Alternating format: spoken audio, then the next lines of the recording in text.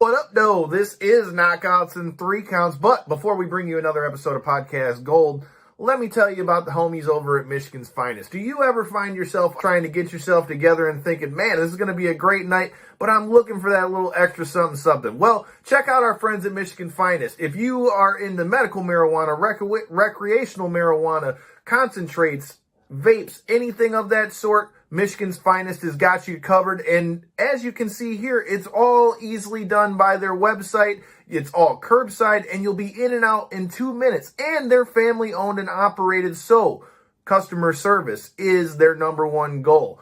And now, since they are rocking with Knockouts in 3 Counts, use the code KO3MF. Yes, that's KO3MF. You get 10% off your entire order, but that does exclude featured items and items that are already on sale. But if you use that code, you're getting 10% off your items, and I promise you, either if you're looking for that big knockout or you're ready to hit the sheets for that 3 count, Michigan's Finest will get you together. Tell them Knockouts in 3 Counts sent you, and I promise you, you're going to be having a great night. Peace. This is the Ring of Honor, a.k.a. Shane T, boy, the baddest champion you ever seen, boy. This is Mr. Anderson. This is good old JR Jim Ross, and you are listening. You're listening to Knockouts in 3 Counts. Cover! We got a cover world champion! That might be one of the craziest knockouts I've ever seen in my life. Knockouts in 3 Counts is the podcast, baby! There's a real deal, baby! Knockouts in 3 Counts starts now. Ooh, what up, though? We are on air, son of a bitch. This is going to be a crazy night for you on Knockouts in 3 Counts. As mentioned, we always talk about in wrestling, the card is subject to change. Yes, the Duke, John Wayne Murdoch, was supposed to be on with us. Due to circumstances out of our control, things had to change. But we got a hell of a change up for you guys. We've got the return of our buddy Schwartzy and our guy Chris from RPW to talk RPW Deathrite. A lot to talk about. And we've got a first-time guest who, Chris, you know a little bit more about than I do. So why don't you introduce one of the commentators and voices to RPW Deathrite? This is our longtime commentator, Peapod. Say hello, Peapod. Hello, Peapod. Oh, you're cheeky. This is gonna be fun. Be fun. Yeah, I am one half of the commentary team for Ruthless Pro Wrestling, along with myself and my good brother Travis Roberts, aka Stoney Shivani. We are the backdrop for everything that is RPW. I like it, dude. I can already hear it right in the voice. My man's is ready November 26th. Make sure you're watching it. We're going to be in the building. Hopefully you guys are going to be in the building too. If you haven't already done so, make sure you get your tickets and all that good stuff. So before we get into RPW Deathrite, Chris, how are you feeling heading into this one, man? Because Michigan weather has decided to be bipolar like it does every year. And now it's got cold as fuck in 2 days. And now as we head into Thanksgiving, I mean, you guys are going to heat shit up with what I see on this card. I'll tell you what, I feel fucking good about it. We can cuss, right? Yeah. Oh, yeah. Okay. Fuck yeah. I feel fucking great about it. We're ready to go. We got a great card. I'm very happy with the card we came up with for this thing. I think it's stacked top to bottom. I don't think there's a sleeper in the whole shebang. This one's gonna be a little deathmatch heavy. We're gonna bring the violence. We got we got some great debuts going on. Some people that have really earned their way in that I'm excited to see what they do with those opportunities. I mean, it's really going to be an interesting show when it comes to what we normally do. And it's 1 year to the day since Boiling Point. So this is the actual 1 year anniversary of Midwest Scum being our tag champs as well. Shout out to past guest of the show, the King, Dread King Logan. All right, Schwartzy. It has been a long time. Schwartzy here. Hello. Yes, man. And you were already turned up long before we got on here. So, since we've been here, and since you've been on last, I've been hearing you've been doing a lot of wake and bacon. I know you're doing Schwartzy's wake and bacon, all those things. So tell me what's going on in the world of Schwartzy, bro. Well, Schwartzy here. Yes, hello. I am just, frequenting multiple parking lots, just getting it done. professional wrestling, as they call it, or doing my best impression of professional wrestling. Just doing the damn thing. I have actually been preparing for a match that I have coming up at RPW. He was talking about debuts. I've been preparing for the debut of Gigi Jacobskis. Well, how are you feeling about Gigi Jacobs? All right, because I have been doing my research and getting ready for this show. I don't know as much about Gigi Jacobs, and as you said, this is going to be his RPW debut. If I can spit it out, a little bit too much podcast juice before the button, but that's for another time. But so tell me, tell us about your thoughts on your opponent, Gigi Jacobs. What does Schwartzy know of him? Do you got some slick plan to get past Gigi Jacobs at Deathrite? How are you feeling about this one? I know Gigi very well, actually. I'll tell you, he's a good homie. He's a good player.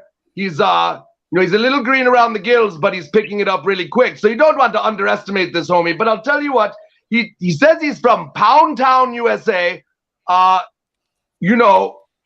haven't been able to find Pound Town anywhere on the map. I haven't been able to find anything about Pound Town. I don't even know their chief import or export.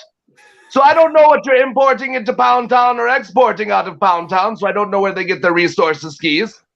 So he's a mystery. He's a mystery when it comes to that. I don't know his background. I don't know his front ground, and I'm sure he's going to show it to me. But that's okay. I've got a pretty big front ground myself. But I don't know what they're importing or exporting, but I hear they bring it by the pallet. Oh, is that so? That's the rumor in the streets. This is fucking ridiculous. Well, you know what? You can call me a doobie brother because I'm taking it to the streets, homie. Tell you right now. Big true story.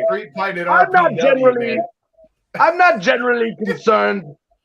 Between the four posts and the turnbuckles and all that shit, I'm not generally concerned. I'm going to break his dick and leg off. That's just a foregone conclusion. What? It's a wrestling match. I'm supposed to win. Why does everybody don't giggle?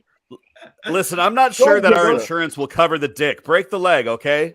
No, I'm going to force feed that motherfucker some Blue Chew, get him real nice and hard, break his dick off, and then kick him in the balls till he passes out. That's referee stoppage. Do you know how much a dick splint costs in 2022? Can I do that? Yeah, you're the rule maker. Hey, Booker man, can I do that? Do you know how much a dick splint costs in 2022?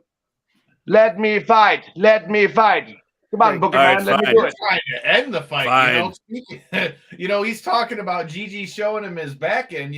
For those of you who were at Lights Out the other weekend, got to see that badass blue blazer I was wearing. But we also got to see Joe the Party walking down to the cage, mooning the crowd, flipping the crowd off. He had people ready to hop in the cage, ready to kill him. I feel like Schwartzy's ready to start a party. Joe the Party was actually almost starting a riot, but that's. Corey, he was like the after party when somebody's had a few too many and is not knowing how to hang at the party no more. That's a common misconception, skis. It doesn't have to just be an after party. You can actually do it beforehand. You can actually party real good before it. Piss Jug said pre-game at the Rusty Bucket. I don't know where the Rusty Bucket is, but Piss Jug says that's where we got to go for the pre-game for this one, man. So speaking as this is going to be our version of the pregame for RPW Deathrite, Chris, what else are you looking forward to as we go into this one, bro? You know what? This is going to be our return. We've had to take a little time off, so I'm honestly just really excited to be back in the saddle and doing this thing again. We're running back. One of our most talked about matches we ever did was Randy West versus Mickey Knuckles, and that was one of that match was so crazy it cost us a venue, and I'm ready to do it again. And so last year it was asshole. I had to follow that. I know. Well, originally it wasn't you in that match, so he had to follow it to and from. They're good, but those two guys, are good. They ended up going all throughout the parking lot. They were bumping on Piss Jug's PT Cruiser. They were dropping on top of cannons. There was a birthday party going on. What's that? Wasn't there an army tank or some shit? Yeah. There was there wasn't an army tank. It was a cannon, and they bumped on the cannon. And then there was a birthday party going on across the street. So that entire birthday party ended up coming through. And They also paying to come they in. also hit somebody's brand new 2002 PT Cruiser. Let's not forget about that. that was Piss Jugs. Yeah, he gave him permission. That was the first 15 minutes, and then they went inside and burned through 200 light tubes, and that was the first time. So it was like, you know what? It's about time to bring that son of a bitch back. But why not get a little zesty and electrify those tubes? The fact that you said his brand new 2002 PT Cruiser, and it's a mighty look at this man. To add. What does he know about math? Hey, I'm sorry. They give me the microphone, and me being the host. It's okay to be full pippin'. Things just fall out of my mouth. You ain't invited to the Rusty Bucket anymore. I'm just wait. What's the Rusty shitty. Bucket? Your Rusty Bucket privileges have been fucking revoked. I don't want to see anybody's Rusty Bucket. You're gonna be seeing a lot more if you break that man's dick. I promise you that. Well, it's all about the content. That's correct. Oh shit. Wait, so that match cost you the venue? The venue. Please tell me. Yes. Yeah. So it wasn't so much that they went outside. That wasn't the problem. They didn't really damage the property or anything. The problem was that everyone inside went outside with all their liquor in hand or their beer, and that was against their liquor license, and they were not so happy about that. So, but I call it a happy accident. Piss Jugs dick did whatever. Break. No, well worth it. But I'm just, the people that own the venue we're at now are much more lenient on such things. The fact that Piss Jug just made the comment said he lost his virginity in that PT Cruiser. What? Well, that PT Cruiser. That's that PT Cruiser's no more. I love you. I love you, Piss Jug, but I feel like that when you think about the type of fine lady that's like, yeah, I will gladly make love to you in this 2002 PT Cruiser. That's $80 or less. Have you seen the back seat of one of those things? The fucking ambiance. The ambiance of the back seat of one of those things is second to none. Didn't Ben Affleck want to do it with some lady uncomfortably in the back of like a Volkswagen? Isn't that the I believe it was a Volkswagen, yes. That's it. Tried to fuck her in a very uncomfortable situation. He's no Matt Damon. He was a mall rat, if you will. Oh, Lord. My God. So, I don't know. I don't even know where to go with that one. But where are we even? Please tell me, what are you guys looking forward most to on this card? Because I'm obviously, we were going to have John Wayne Murdoch on here. I'm really looking forward to seeing him and Tommy Vendetta square off. I feel like that one's going to have banger written all over it. Randy's match with Mickey Knuckles is going to be dope. Can I tell you which one I'm looking forward to? Please do, Schwartzy. I'll tell you right now. Looking at your own match, but I have been. That's good. That's a whole different story. But I was in the ring with these two gentlemen. I know what they can do as a cohesive unit. I am looking forward to the Midwest scum handling their business skis. That's going. I'm genuinely going to be at the curtain for that. This time, Atticus will be there. Not none of this cancel bullshit and then run in like he did last show. He will be there. Question mark. No, he'll be there. Hey, Schwartzy, I ain't mad at you. So I'm not mad at me either. Look at me, I'm handsome. You know, I can't argue that, bro. That visor, man. I gotta get me one of those. Handsome and humble. I mean, you're rocking the visor year round. I don't know if I'm ballsy enough to do that, but summertime I can pull out the visor. You know, maybe when I go to the casino and play the craps table too. When you stay cool, there's always a breeze on your balls. Okay. You know, that's a good thing to remember, especially during the summertime here in Michigan, bro. Especially with the Derek Lewis fight. Probably get it better with the leg attack. Look, Derek Lewis's balls are always hot. He says it after every fight. I mean, come on, bro. I'm just saying, I don't think it matters whether we're talking Venom or UFC. I mean, Derek Lewis has made that clear. We'll see if he can knock old boy out when the UFC happens this weekend. But I don't know, man. It's so as we go into Deathrite, the other thing that stuck out for me, you mentioned Atticus Kogar, all right? We've had Atticus on the show before Circle 6 came through. What do you think we're going to expect? You know, you mentioned that he's going to be there. What do you expect and we see from Atticus? Well, after I was not so happy with how things rolled out at the circus. You know, it was supposed to be Atticus and Otis versus Midwest Scum for their titles. Atticus canceled the show. He canceled on ICW, said he was not going to be there. So I put in Gory, one of their old tag mates in the culmination. Who shows up? Fucking Atticus, stomping on belts, doing some bullshit.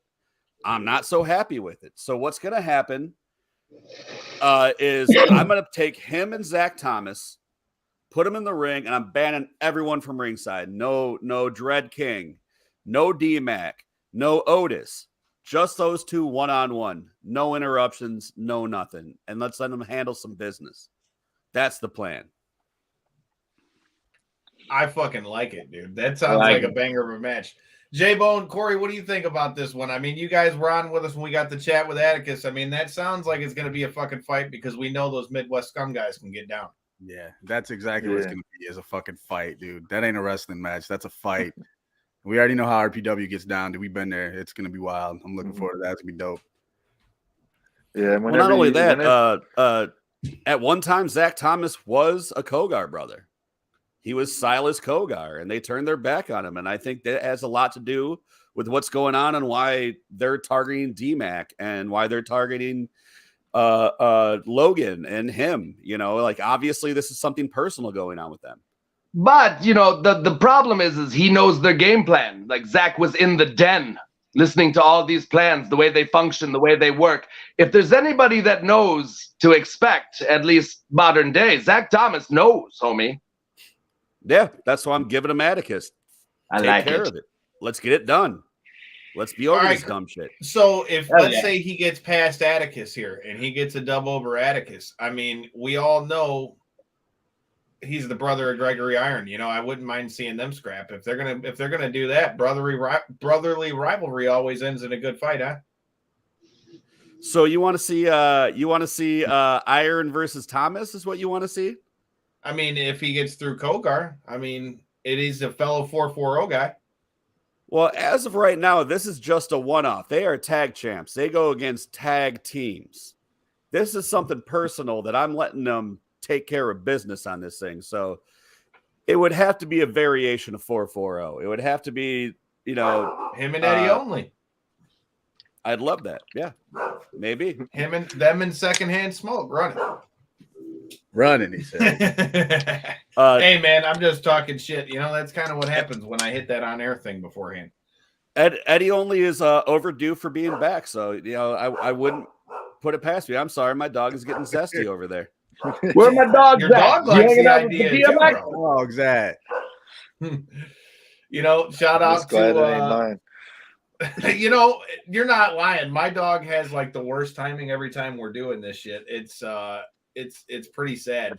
Corey, I cut you off a little bit when you were talking to what you're looking forward to. I know you're going to be in the building with us next weekend. What are you looking forward to for Deathrite, bro?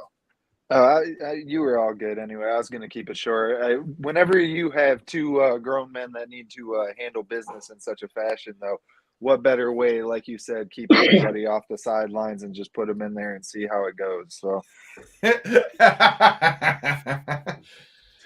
I like need a shark cage. Yeah, you know, the shark cage is at least a viable, you know, like a viable one, better than the coal miner's glove. You know, I never understood that one. Why I hate shit on a pole. Why do you put it on a pole? I hate that shit. Never know. The only time the pole ever worked is if it was like a flag match. I could see a flag match. You know, a flag match makes sense. But like, what do you mean? What about the nightstick on a pole? Big boss man, dude. Let's go. Big boss. Anything on a pole. Even when they put that nice lady Judy Bagwell skis on a pole, I didn't care for it. Well, maybe 30 years before. You know, I challenged Buff to a Judy Bagwell on a pole on Twitter, and then he answered me back. You know that? But he told me she passed away, and I kind of backed off. Very uncomfortable. Sounds just like a little bit. Yeah, it went left real quick, didn't it? You know, speaking of things going left, Schwartzy, you've got quite the view come Saturday, not just for your match, but Randy West has got a hell of a match with Mickey Knuckles. Give me your thoughts on this match, and are you going to be playing peekaboo with your eyes, having to watch what the fuck happens with that one? I get in trouble when I play peekaboo. I'm not allowed to play peekaboo in actually 13 states. So, Did you have to register for the reason why you can't play peekaboo? No, it was just a hard warning. I'll get it next time. I have personal. You don't giggle at me, Booker man, silly boy. I'll get the dogs on you to bark again. Oh boy. I have some personal insight on Randy because I tripped and fell and married her. She didn't know who I was, so I got lucky. She's pretty pumped for this, and when I say pumped, I mean she's wrestled with Mickey Knuckles 1,000,001 times everywhere, a bunch of times, and the stakes honestly have never been higher on this one. And what people don't know is there's more wins than losses on the Mickey side of this, and that's a thing that lives a little bit rent free in Randy's head. So she is very ready for this match. I am biased going into this, obviously, because I will things into the universe.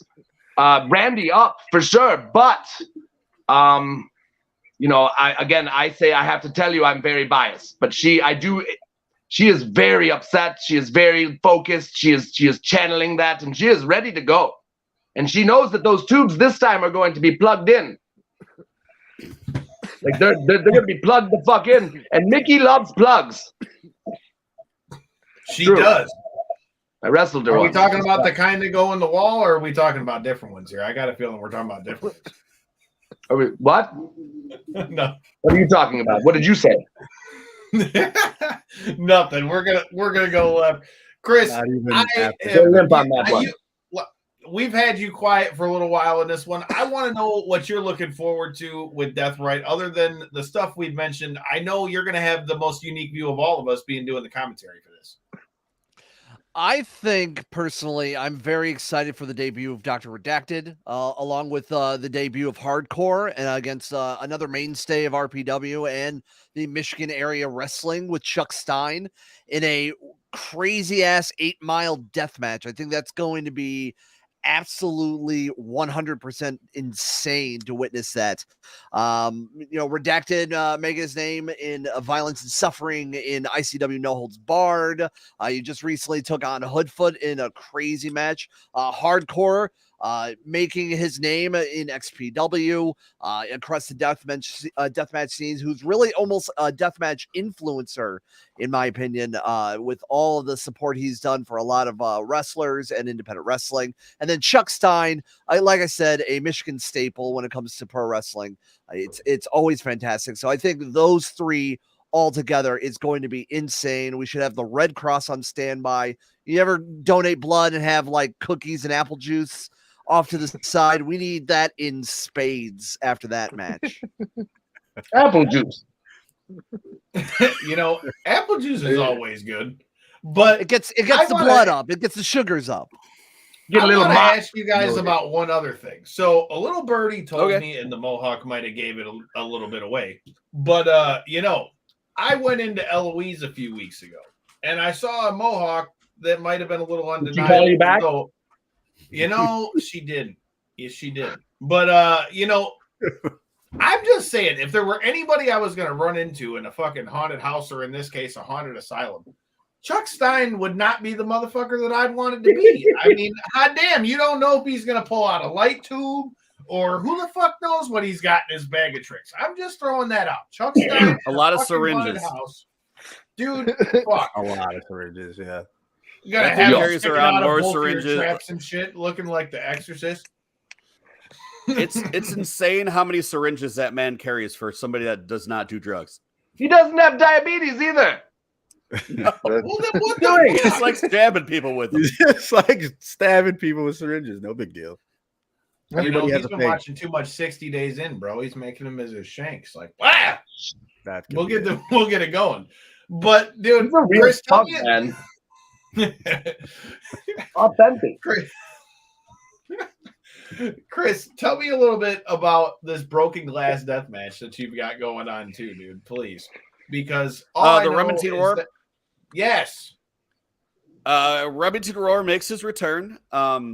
He's somebody I really like his work. He's definitely a rising star. He always puts on great matches for us. Him and Randy West went real hard with some cacti in a match that I will never run back again because boy, did I get a lot of vitriol after that one from the two competitors after pulling nettles out of their ass cheeks for like 2 months afterwards. But I'm bringing it back. Now, one of our earliest guys, Matthias Thrasher, is also returning. And what better way than have those guys come in? And it's going to be nothing but glass. We're going to have panes. We're going to have tubes. We're going to have all kinds of shit. So I've got a couple people that are coming to this show that have not only never been to a wrestling show, but they've also obviously never been to a death match. So those of you who know who you are, I told you guys you were in for some crazy shit. Well, now you've heard what said crazy shit. Yeah, I will say this one's going to be very. You're going to fuck around and find out. You're going to fuck around and find out.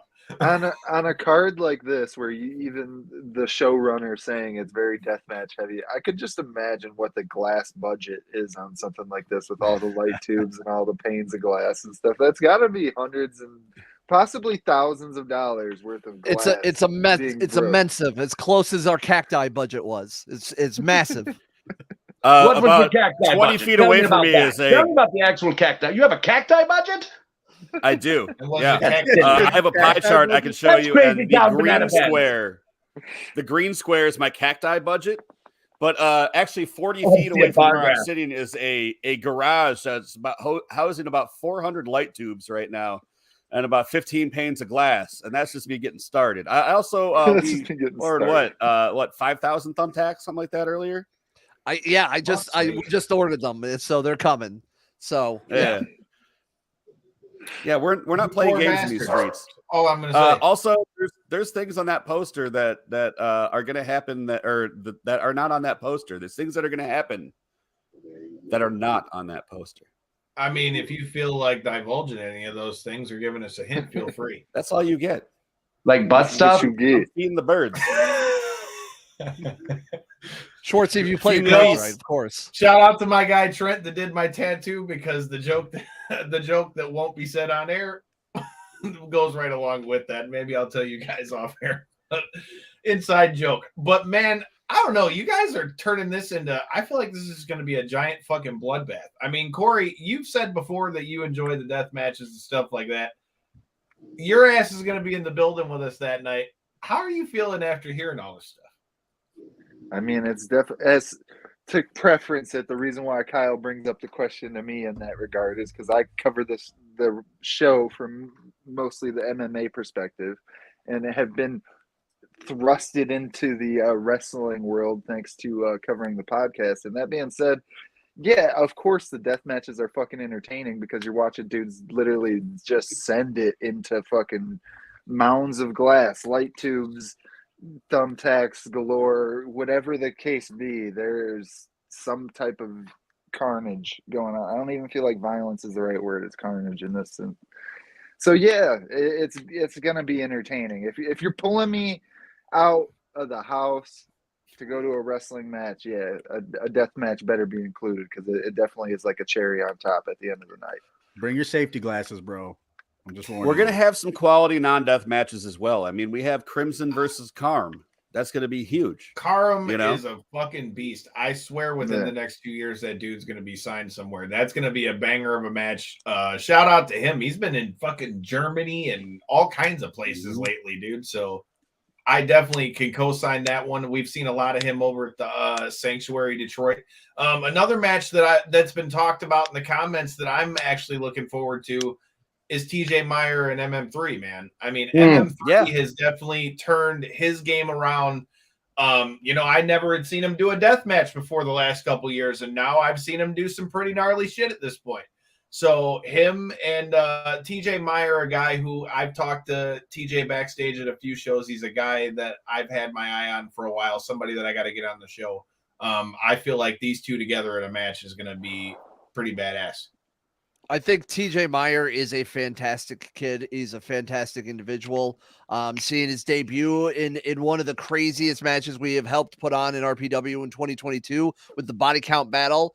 You know, he was in the ring with names like Mickey Knuckles, with Casanova Valentine, with Madman Pondo, you name them. They were in that body count battle. So to see him debut in that insanity is fantastic. So see him in a one-on-one with MM3, who's trying to be the best well-rounded wrestler in everything, high-flying, technical, deathmatch, you name it. I'm very excited on a commentary standpoint and a fan standpoint to see those two people go at it. So let me say this. Down here, we've had the pleasure of seeing TJ, and let me just give you his last three opponents. The man in any talk. He's thank you. There he is.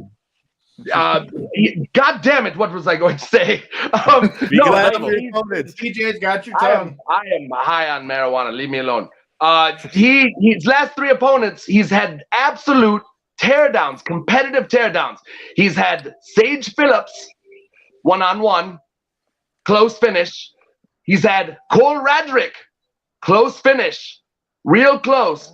And he's had Crash Jackson, and he actually got one on Crash Jackson skis. So I've seen some things from this TJ guy. I'll tell you right now, he's going to be a force real soon. I can't argue that at all. I think, I mean, who else to have a match with, though, than MM3? I mean, who's more well-rounded than MM3? That's going to be the defining moment. Who's going to gatekeep at this place better than MM3? And, you know, I'll tell you what, my inbox blows up all the time. How do I get booked? How do I get booked? You do you did what TJ Meyer did. You showed you want to be here. Not only is he great in the ring, not only is he a great person, but he is first to every goddamn show and last to leave. And he asked me for nothing. And that's why this man's in my ring.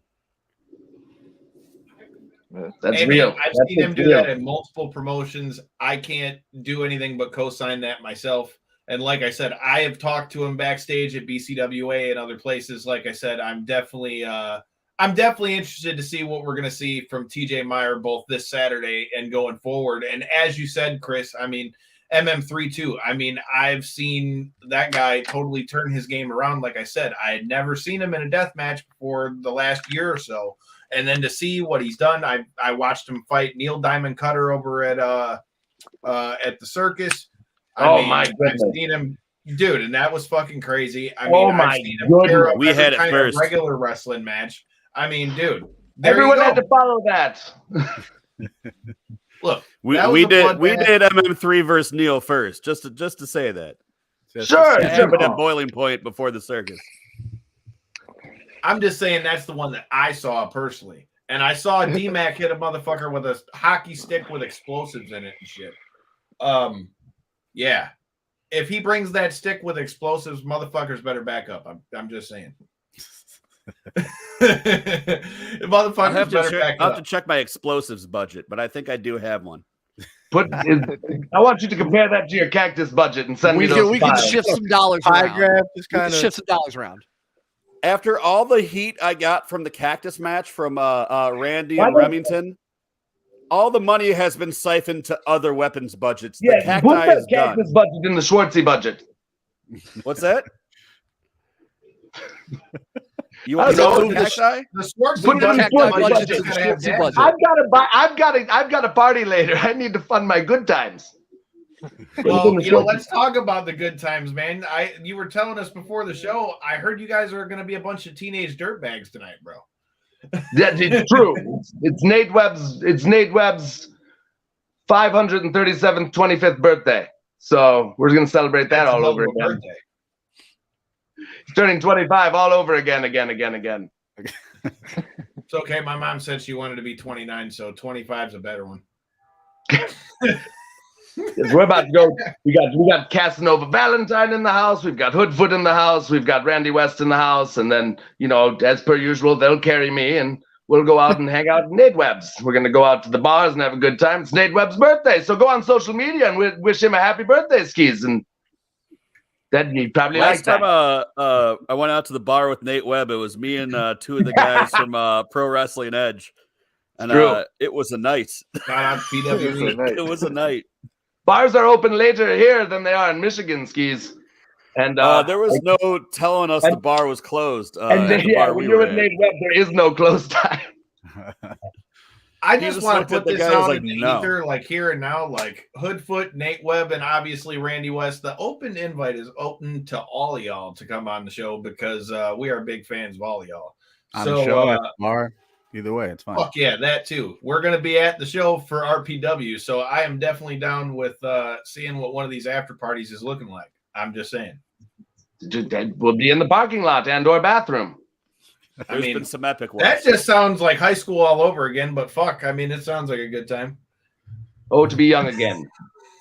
Pocket pizza. You're not wrong. You know, them things called bills are a fucking waste. RPW is a good time, baby. It's got a good vibe to it. I always party real well at RPW. I'm telling you, it's good. You'll know it's happening. This is going to be my third time going to RPW. The first two were definitely a fucking party. I'll give you some advice. It's just like college. Just let it happen. RPW. That's RPW. That's RPW. That's putting that on a shirt. Well, that's our shirt. That's my slogan. It won't. Just let it happen. That's RPW right there. RPW. Just let it happen. RPW, just the tip. You'll get the rest later. Like flash shards all over and cactus. You're everywhere. both fired. Watch it again. If anybody who listens to this isn't more excited about going to this show, I don't know what the fuck is going to make that work for you. Chris, we got to talk about Full Gear this weekend too. So before we let you and Schwartzy get to doing what y'all were doing, and Schwartzy, I feel like you guys are going to have stories to tell for when we see you guys next Saturday. But for anybody I'll that's remember as many as I can. Please do, because I plan on asking you about them once we get to the show. I mean, we will be seeing each other this weekend. I mean, let's go. I'm with it. I'm going to Flophouse before RPW, so Big floppy. You know, Schwartzy, before I let y'all get out of here, please tell us about Flophouse as well. Yes, Flophouse. We got a show this weekend, don't we? Now we're actually doing a co-show. Our first co-show was actually with RPW last year, or was it 2 years ago? I don't know. I've lost really good track of time. It's kind of fucked up. But it was. We're doing a co-show with Paradigm Pro Wrestling, and the joy with them is that they have the UWF style matches. So you're going to get a little bit of everything truly in this show. And you've got, tag team bouts, you've got singles bouts, you're going to have UWFI fights. And we've actually got, like I said, Casanova Valentine's in town. He will be fighting Randy West. And maybe we can convince old Chris to maybe let us make that a title match. I don't know. We'll try to work it out. I don't know. I'm not trying to put you on the air and on the spot. But we've got I can come in with some breaking news. This has already been discussed. What'd you say? Randy West's match against Casanova Valentine is a title defense. All right. I have now booked myself in the match. Shit. That's Crazy Town Banana Pants. Well, there it is. You have it there. We've got a big old title match. I love it. Well, dude, I was going to ask you off that since you mentioned these UWFI rules. Schwartzy, have you been checking out any of this stuff with the UFC stuff? No. Damn it. I knew this was. I don't really watch MMA. Don't hate me. God damn it. All right. I'm Schwartzy. I'll see myself out. Thank you very much. Oh, dog. It's all good. Schwartzy, you'll definitely have to be back, brother, man. We appreciate the time.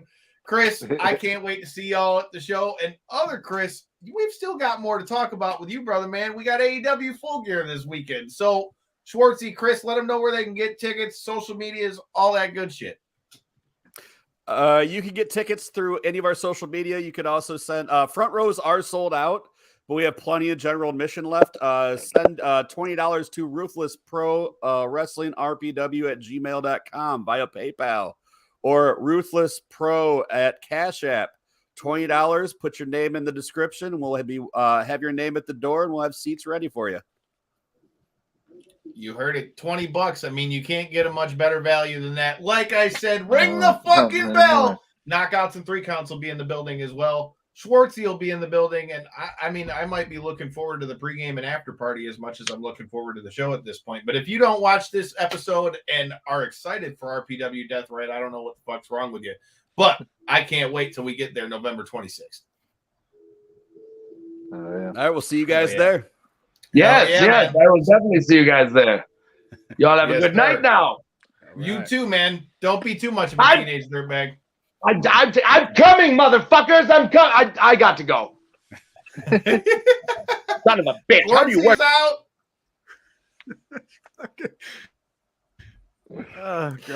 I'll see you guys Oh, later. Chris is out as well. There we go. Holy shit. Wow, this show's already off to a crazy start. We I went don't know from how I the kept it Duke to together that the whole fucking RPW boys, and I don't know. I I feel like we barely- might need a round 2 of this shit.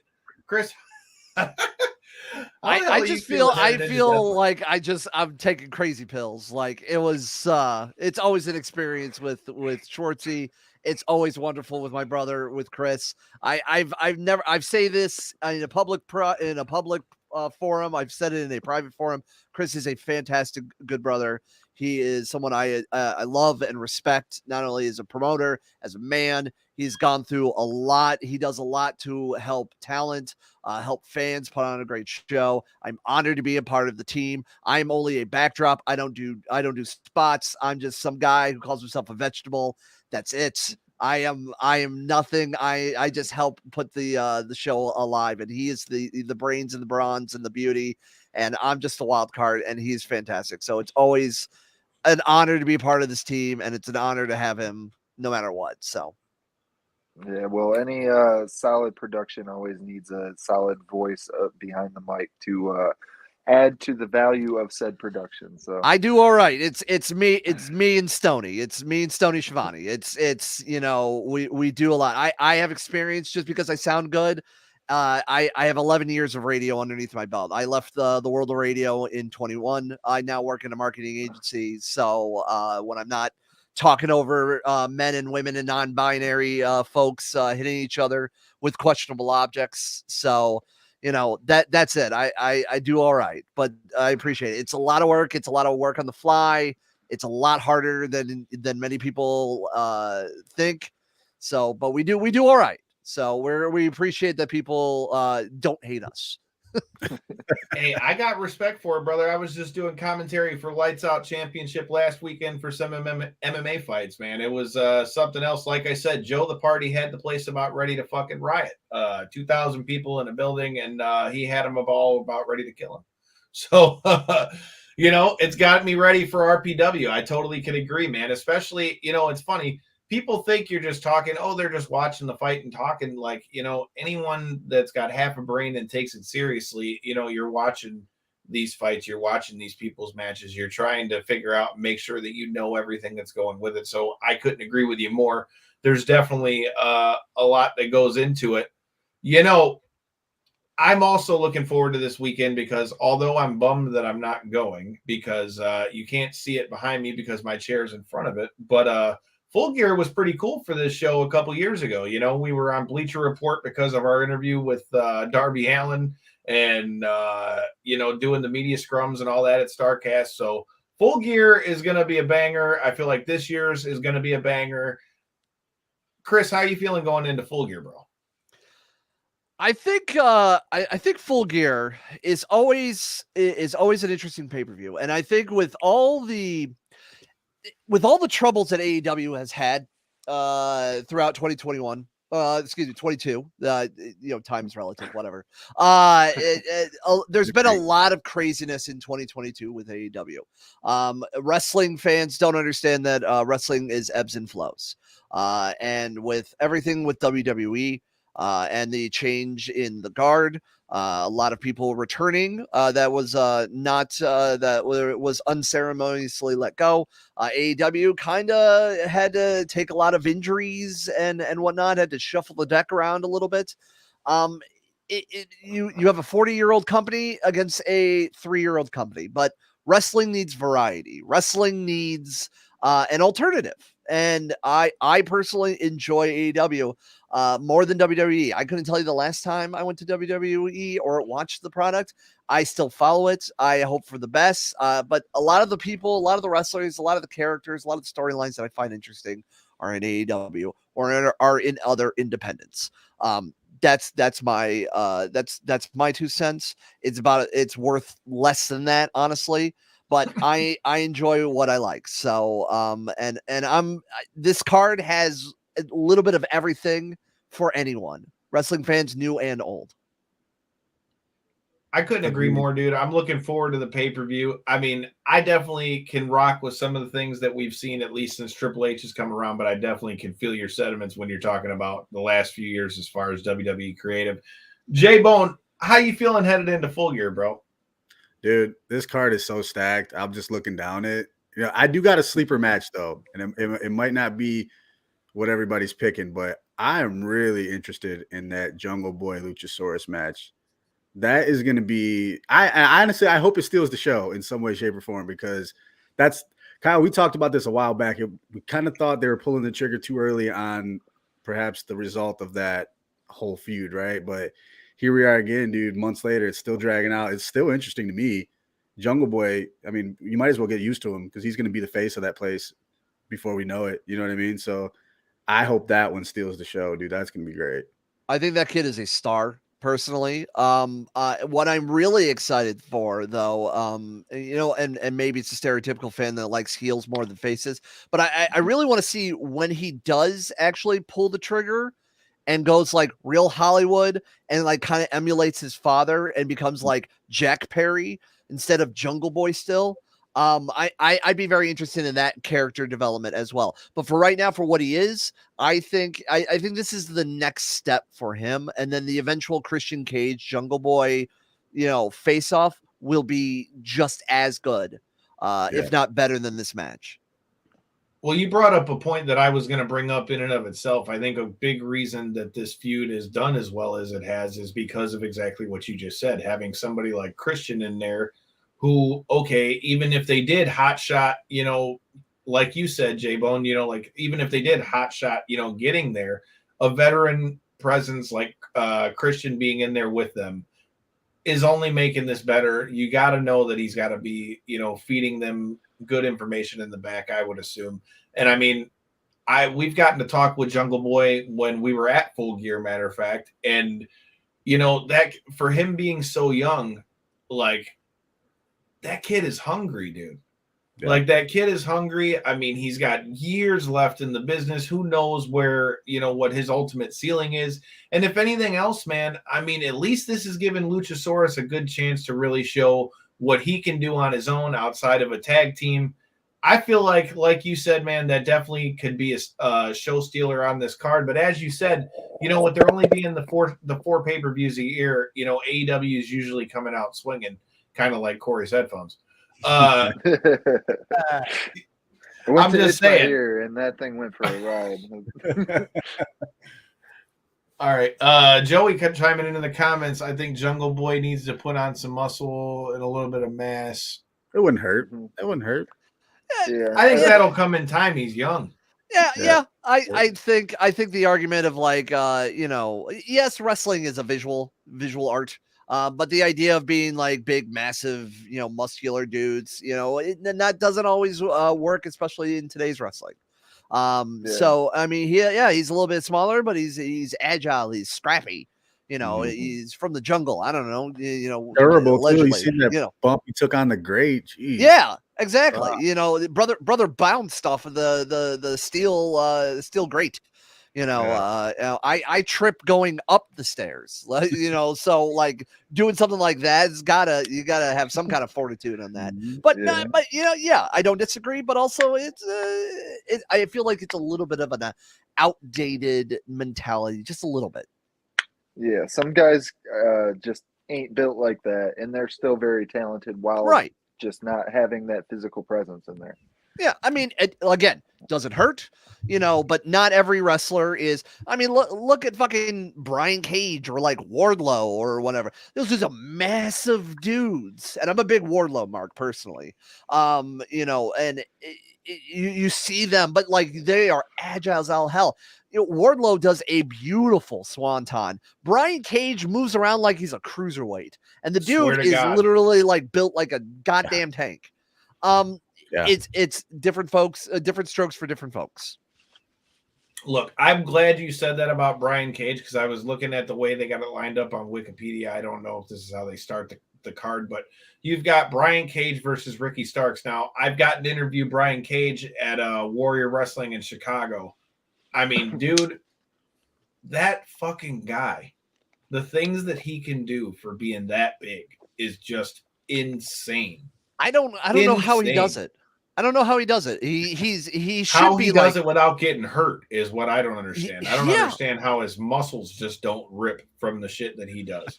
And like, I mean, am I wrong? Like, I mean, no. A guy that's built like that should not be able to flip and fly and then still be able to press the sumbitch over his head and toss him like Tarzan. I'm just saying, Brian Cage is definitely the Swolverine, and I, for one, am happy to see that he's getting a push back up there towards the the main event picture, with the singles card. Because, I mean, for a while, we weren't really seeing a lot from Brian Cage. I just hope that regardless of how this plays out with Ricky Starks, that we continue to see Brian Cage on my fucking TV. Because I think Brian Cage is going to be moving to the Ring of Honor side, especially with Prince Nana. And I'm a big Embassy mark. I'm a big, like, all the way back in the day with Jimmy Rave and all them.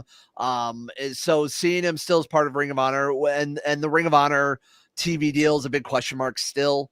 But I think Prince Nana is the shot in the Brian Cage stock that's needed. Don't get me wrong, love Taz.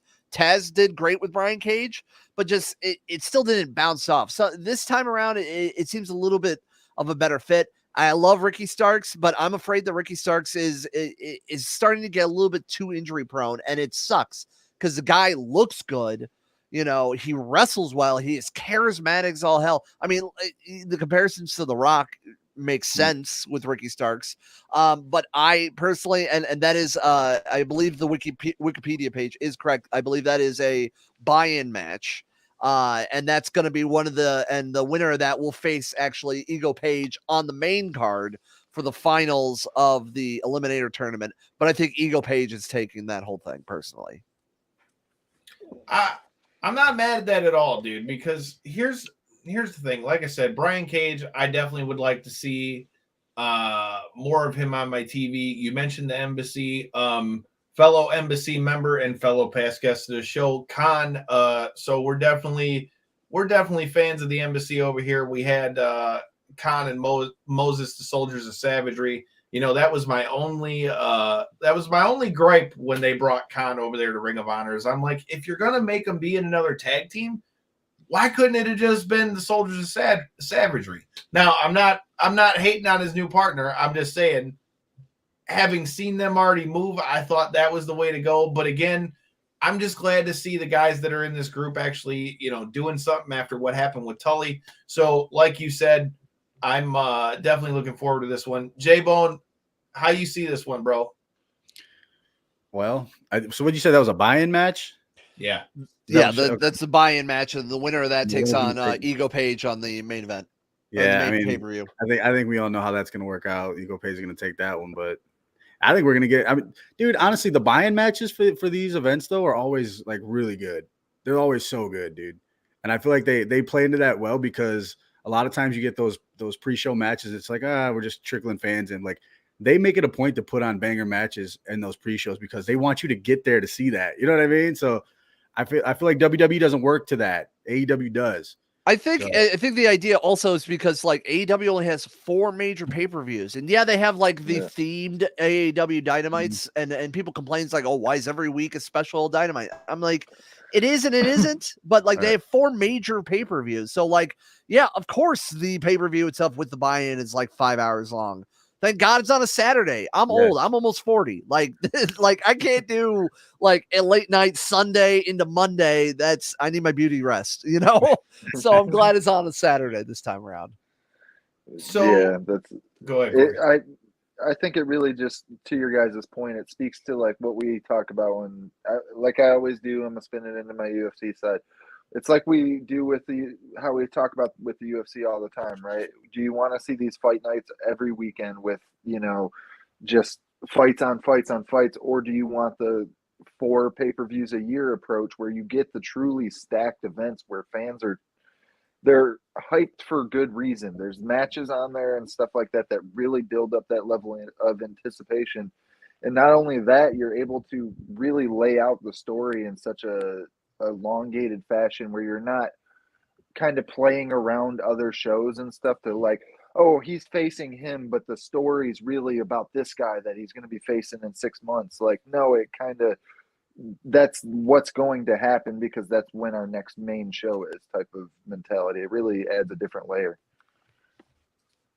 You're not wrong, dude, and that's a very good answer. I've been at, trying to think. So I went to Full Gear. I've been to All Out a couple times. J-Bone, you were with me. We went to Double or Nothing this year. I was at Forbidden Door as well. I've been to a lot of AEW shows at this point. But the point I was going to make with that, Revolution as well. I've been to all their pay-per-views already, son of a bitch. But no, what I was going to say with that is exactly what you were talking about, Corey, and the fact that you only have 4 of them a year. Having been there, like, I'm not going to lie, does it seem a little bit long? Maybe. But at the same time, I've sat through 8-hour-long WrestleManias. So yeah. I'm just saying that if I'm going to be there for a 5-hour show and I know that you're not going to give me another pay-per-view for like 4 months down the road, I'm okay with the pay-per-view being longer so that you're able to get more of your stories out because you have more time to build said stories because they don't have all the pay-per-views. Now, I'm also not complaining about the fact that WWE is constantly putting out, content either. Because at the end of the day, especially, I mean, I remember back in the days when you only had a few pay-per-views a year. But, at the same time, it's different models. And, I mean, when you're doing as much TV as they're doing, I don't got a problem with all the pay-per-views. But as far as AEW goes, like I said, I'm a big fan of the 4 pay-per-views a year. Another match that, I mean, I think most of us can agree that I don't think there's any way that this match is going to end in any sort of finish, at least in my opinion. But you've got Wardlow versus Powerhouse Hobbs. If Samoa Joe doesn't somehow get involved in this shit, I'd be shocked. But how are you guys feeling about this match? That is a triple threat for the TNT title. It's Wardlow. Okay, so they did put him in there. Okay, so Wikipedia, get your shit together. What the fuck? I'm looking off at 411mania.com lineup, and but they did announce it's got it on there. Cool. On Dynamite that it is a triple threat, and I think this is the time for Powerhouse Hobbs for the title. Don't get me wrong, I think Wardlow has done fine, great, good run, solo run. Brother needs to learn how to maybe sell it a little bit more, and it's hard to do that when everybody is about a quarter of your size. You can only sell so much. I know the TNT title match they did with Orange Cassidy was pretty good. That like Orange Cassidy was kind of like Cassidy's done some cool ass shit with everybody. You know what? Orange Cassidy is one of those people that you really love him or you really just don't get him. But I think he is a tremendous. I've been a fan of him since the independent days when he was an ant in the Chikara days. So, like, I love what he was in done. Chikara? He was one of the ants in the colony. Damn it, dude. I went to Chikara shows back in the day. I had no idea. That's cool. I believe he was Fire Ant. Don't quote me on that, but he was one of the ants. He's one of the first couple of ants. But Wardlow's really shaping into his own.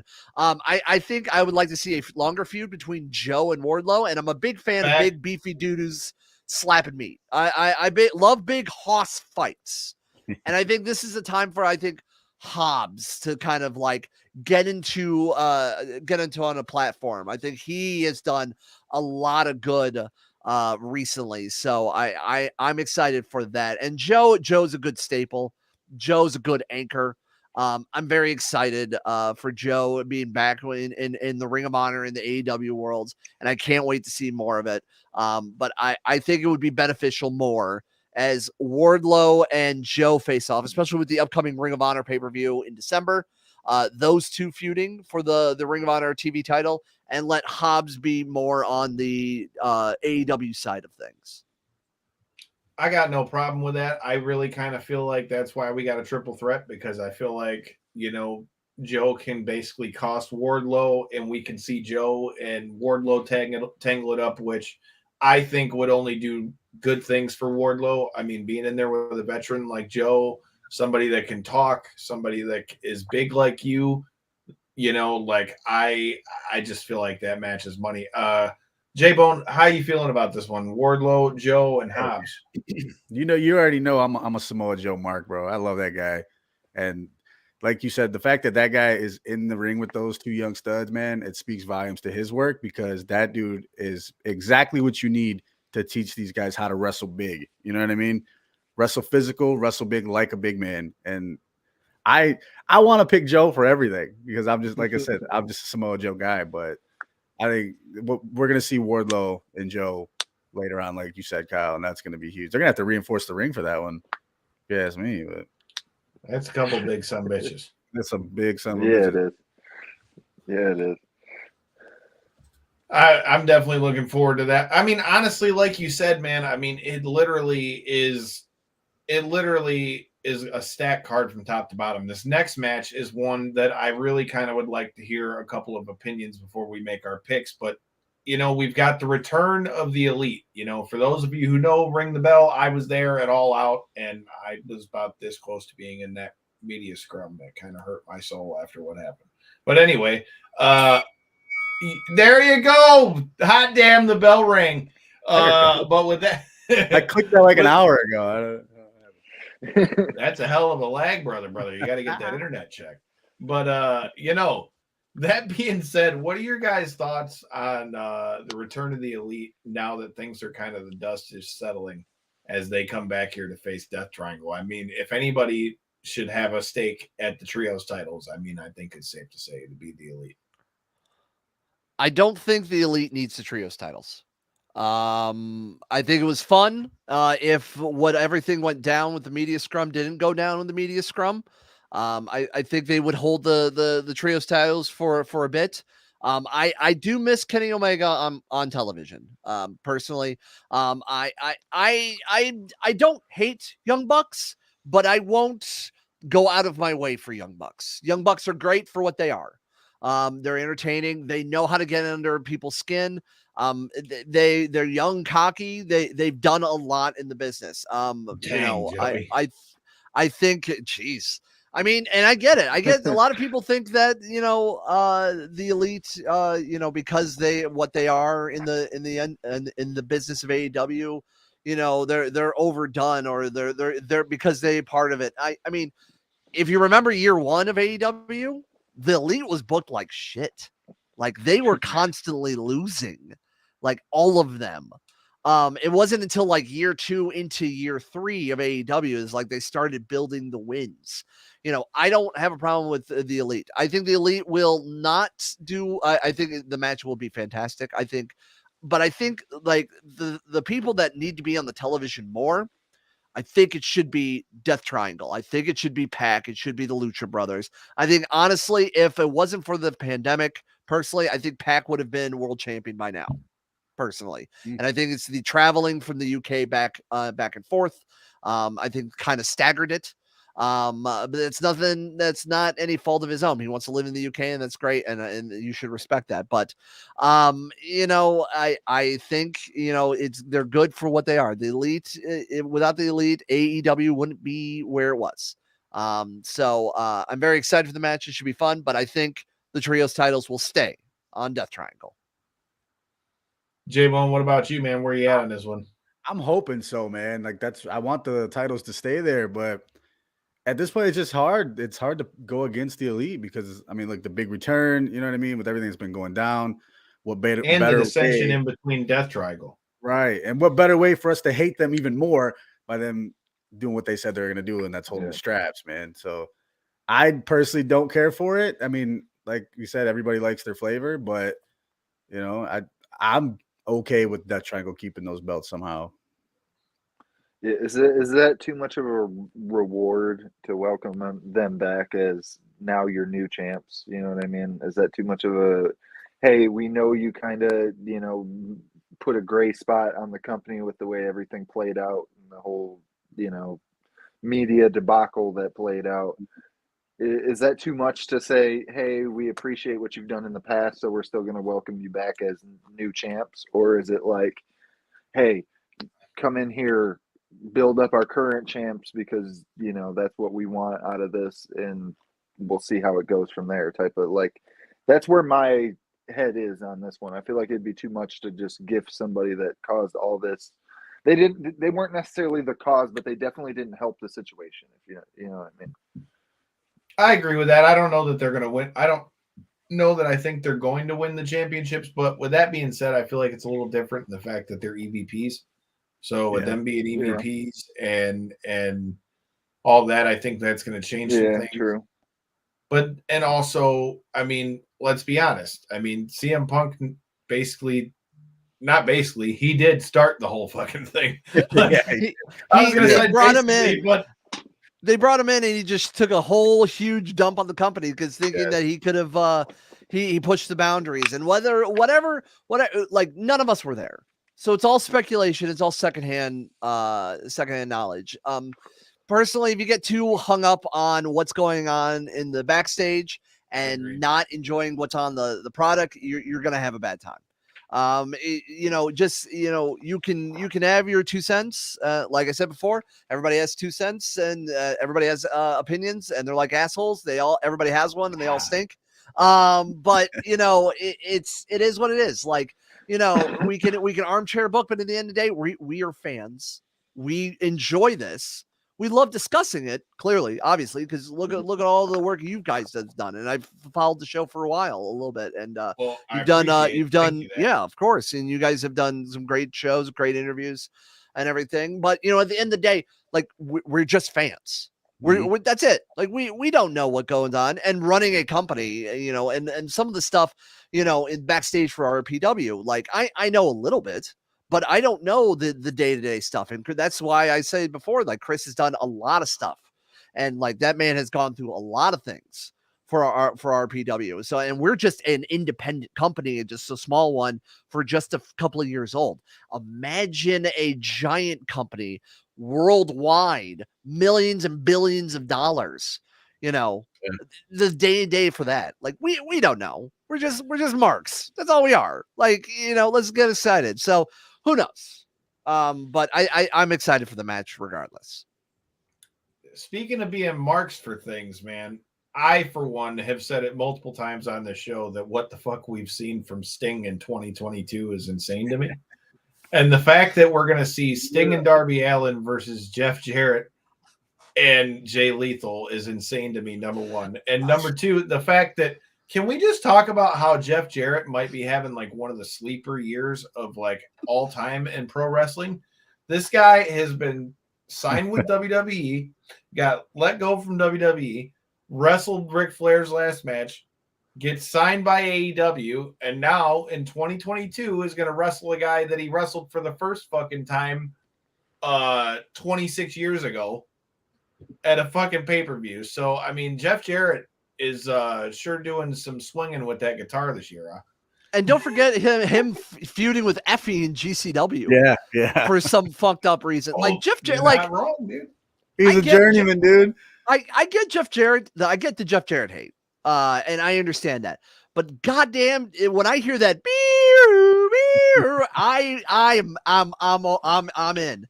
And I didn't think I would like the whole combo of Jay Lethal, Sanjay Dutt, Satnam Singh, and Jeff Jarrett, but god damn it, am I enthralled in it. And I don't know, I think hanging out with Darby Allin with Sting is making Sting younger again, because he is 62 No shit, years he's diving old. off the stage. What the fuck? I like I said before, I've tripped going up the stairs. My back hurts if I sleep differently. Brother is diving off the stuff at 62 years old. Goddamn, I love it. I'm all for this match. I think it's gonna be fun as fuck. And I think Jeff Jarrett is a great pickup on the back end of stuff. Is there questionable pickups that I've seen from AEW? Absolutely, but I think it all works out in the end in some sort of fashion. Does AEW need Jeff Jarrett? Probably not. But do you think AEW can benefit from Jeff Jarrett? Absolutely. Ain't he great? But I'm looking forward to great. JARRETT. That's Jeff Jarrett. There it is. You know, that's he's just got something. it, the strut. It's something you love to hate. You know what I mean? Like, you can't. It's just that's wrestling, He right? ruins It's perfectly good guitars. and you love to Exactly. hate it. You love to hate it, dude. You love to hate it. You know, kind of like they were hating Joe the Party, but hey, man, I got to give that dude credit. He's Man. scrapped. But all right. We talked about Luchasaurus, Jack Perry. All right, now let's talk about the match that I feel like a lot of people are thinking maybe one of the features out of this one, especially after the promo battles. Dr. Britt Baker, DMD versus Saraya. The return of Saraya, formerly known as Paige. I know, I'm not going to lie. When she came out, I was like, holy shit. I wasn't expecting that. So, how are you guys feeling about the return of Saraya? J-Bone, what do you think about this one, dude? Can I be honest here? Can I be honest and not get any hate? I don't Let's hear it. I don't care. Ooh. Not You interested. motherfucker. Sorry. I'm really not, dude. She came out with that promo. Get out of your own She came show. out. Look, she came out with that promo, and she was Leave. saying Revolution and all this shit. All this before. I'm sorry. The whole Revolution thing again. It's just like, dude, You got kicked out of your own box, bitch. And look, like I said on the last time we talked about it, it just ain't you. It ain't her. And I'm just, like I said, not for me, dude. Everybody likes a flavor, and that's not mine. Wow. Sorry. It seems like Hot take. your opinion was one that was kind of unanimous among the wrestling crowd. I remember seeing when she had made her return strut out to the crowd and stuff. They didn't seem too hyped for it. Not everybody.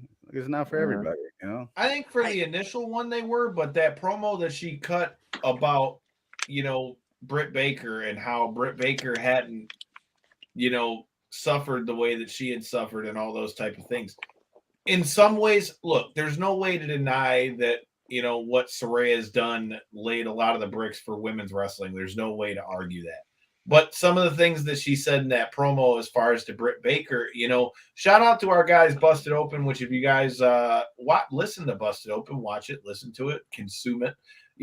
Ryan McKinnell and Dave LaGreca are past guests of the show as well, which is why y'all need to hit that subscribe button. But with that being said, my whole thing with it is this, and they brought up a very good point. AEW is a very loyal ass crowd, very loyal crowd. And Britt Baker is one of their homegrowns.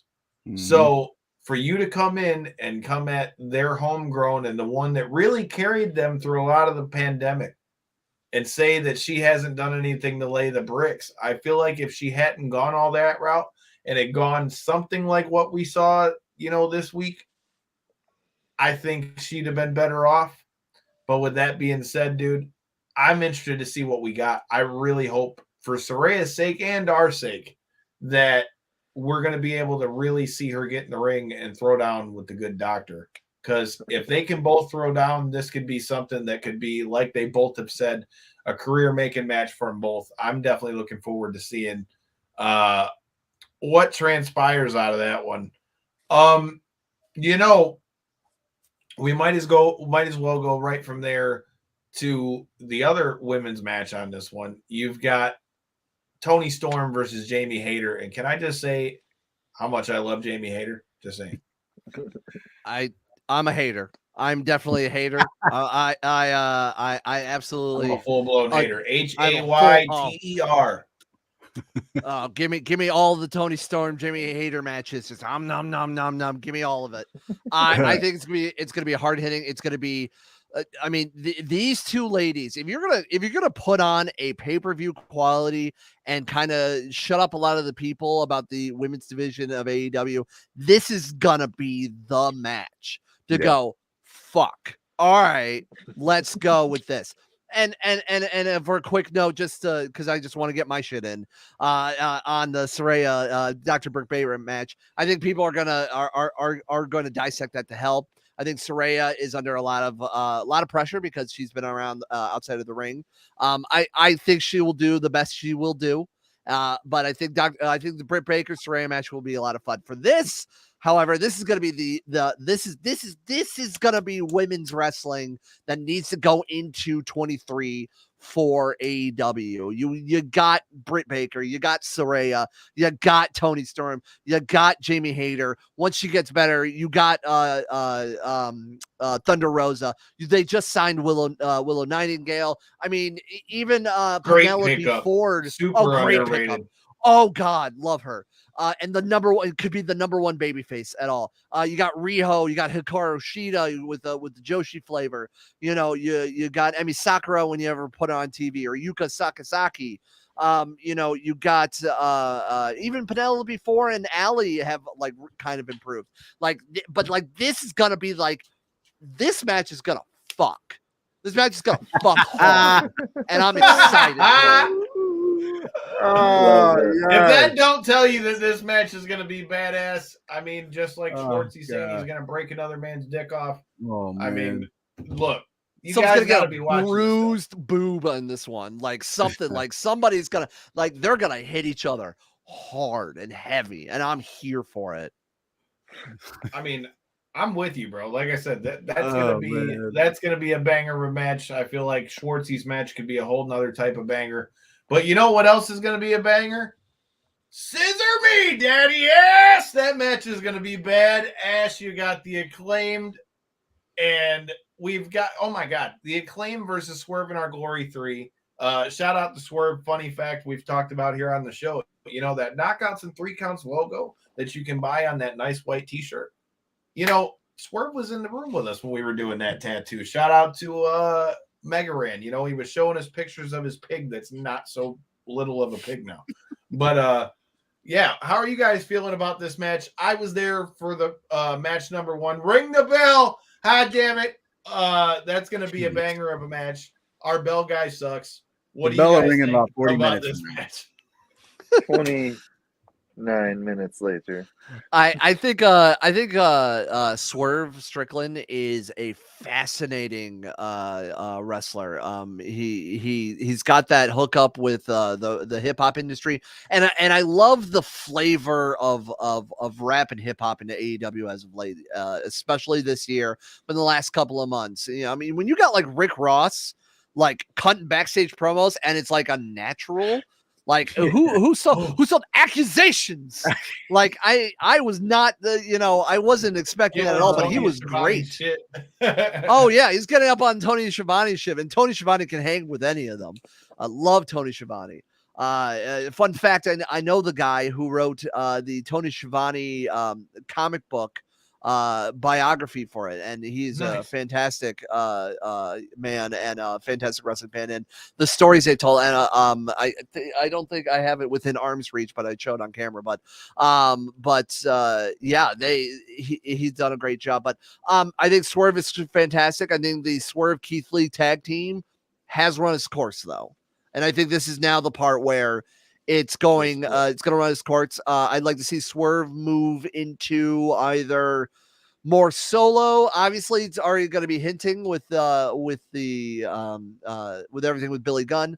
But I think Keith Lee will work a little bit better as a solo, maybe just a quick solo run. And but like the Acclaimed, mega huge. And let's talk. We talked about Sting But let's talk about Billy Gunn for a second. That like, if I could look like Billy Gunn at like 80, I'd be happy. If I look like Billy Gunn now, at like that was my point. That was my point. The fact that he looks this good now, he'll probably still look good at 80, and I'd be okay. What's his age? I know he's over 50. What's his? Oh yeah, age? I think he's 60. 60. Give me He's one like second. 58 or 59, I think. He is 59 years old. Look at that. Wow. So kicking ass. like he looks tremendous. Mr. He's Ass fun, is kicking and ass. he also doesn't take anything away from the Acclaimed. He really Yeah. doesn't. Like the whole Not at scissor all. thing. And dude, the foam finger, because they fucked his hand up, and he's using the foam finger so he can still scissor him is just the dumbest shit. And then the music video, compliments of Captain Insano. Oh man. I think it's fantastic. I think the Acclaim is a lot of fun, but I think the Acclaim will retain those titles. I think they will too, but please let Captain Insano come out, and the match will be even better.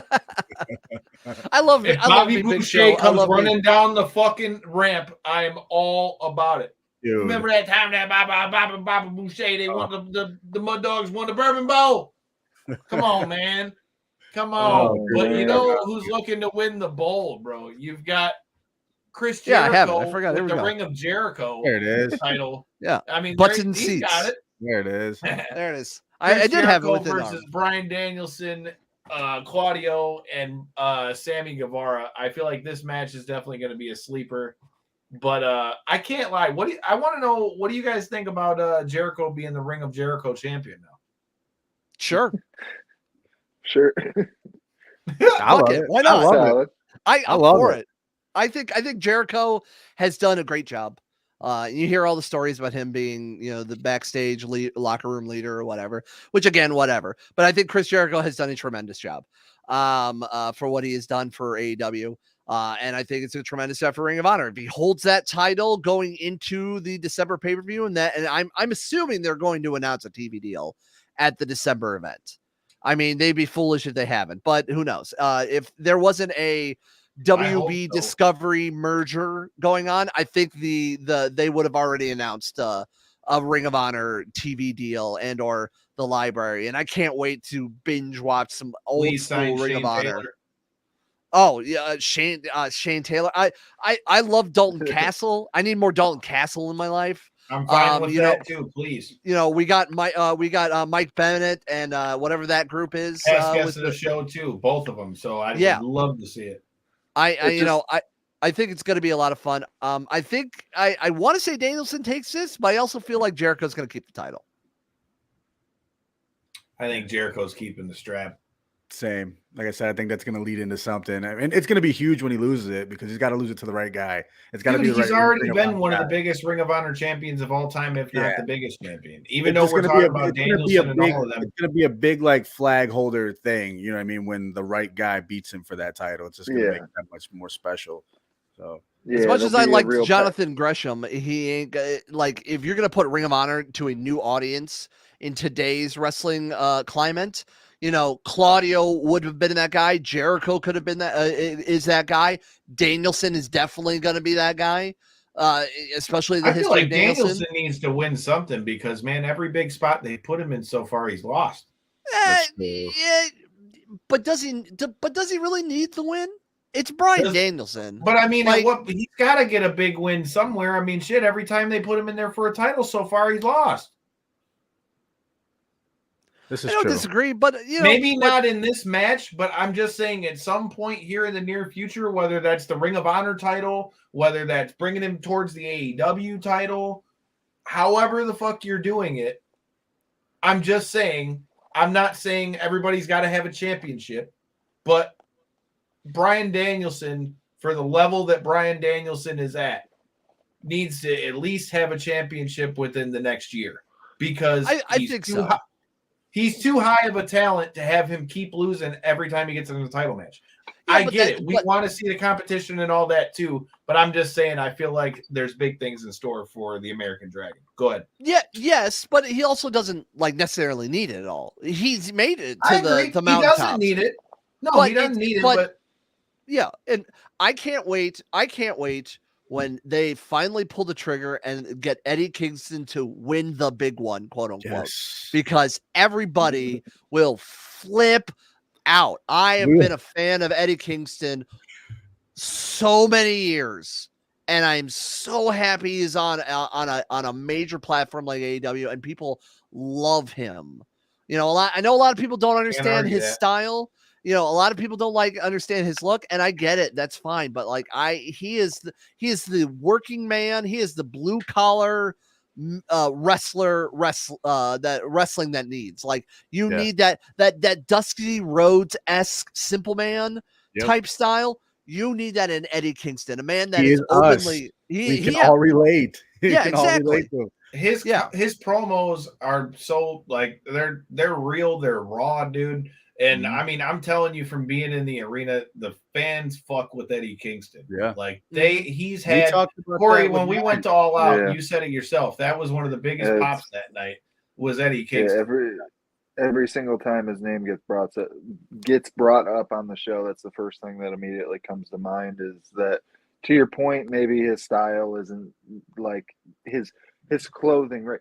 I can say it as a non-wrestling fan going into it. You know, when I went to that event, I was even less so, you know, where I am now. At least now I consider myself a fan. Then I was really green to coming back to the sport. And yeah, it was interesting because, to your point, he looked like just a factory town character, like going in there, but people really like they were so tuned into that match, and for it being like it was like the opener or the second match of the night or something. They didn't put him in some like highlight spot or something.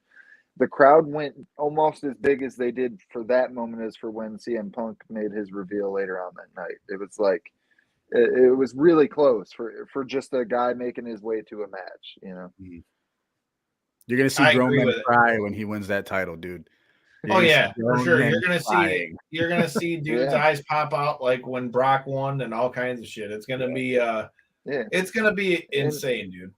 And to your guys' point, I have seen some of the, you know, promos and stuff that he's been able to cut, and he has an interesting way of going about it where he keeps he brings himself into it while just wanting to like he humbleizes himself, I guess you could say, while also like, hey, I know that I can do this and be the best at the same time.